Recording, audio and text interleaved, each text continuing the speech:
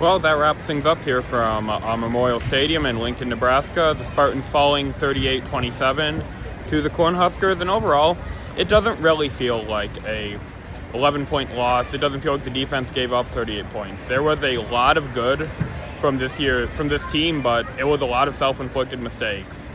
From a kickoff, a miscue, special teams was just a disaster today. Special teams alone surrendered 14 points to the Cornhuskers. And then a pair of Aiden Childs interceptions, just a lot of sloppy football coming out of a bye week.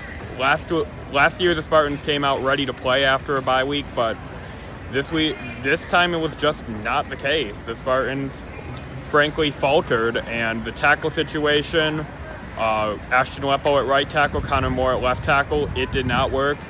Johnson Smith said on first glance everything looked fine. I disagree, frankly. After watching that game from the press box, it looked like the tackles were the issue. So there is a lot that this team needs to look at before the next game against UCLA. UCLA, fresh off of over a upset on Penn State, surprisingly, taking down the Nittany Lions 42-37. Overall, there is a lot that this Michigan State team needs to do. They were in position. They looked like they were ready to capitalize and pull away. 21-14, holding Nebraska down to a 3rd and long. Surrendered a 50-yard pass on a double move. And then it was all Nebraska after that until Alessio Milivojevic came in for the last drive of the game and was able to make it semi-respectable of 27-38. Milivojevic played good. Aiden Childs went down with injury early. Milivojevic completed two of his first two passes for a touchdown, and then he was called upon late when the game was really out of hand.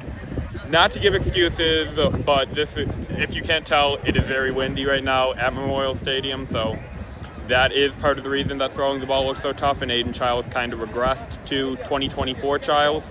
But overall, there is a lot to clean up for the Spartans, and I don't think anyone watching this was happy, and they shouldn't be, because this was a game that was very, very winnable for MSU, and they let it slip through their fingers. And when you're competing for bowl eligibility like the Spartans are expected to be, this is a game that is going to hurt. It's going to hurt for your bowl seeding. It's going to hurt for everything for when you are trying to at least even make a bowl. This could be the difference. This could be the game that the Spartans let slip away. It's going to be a long drive back for me. Don't know how to really feel about this game right now, because there is a lot that you look at and say that's positive, but then a lot of self-inflicted errors, a lot of mistakes, a lot of even coaching issues that really frustrate the fan, the media alike.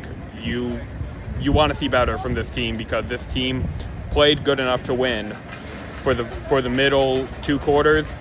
But then for the first and fourth quarter, they absolutely lost it and just rolled over for the Cornhuskers. And that'll do it. As always, go green, and I will see you next week at Spartan Stadium against UCLA.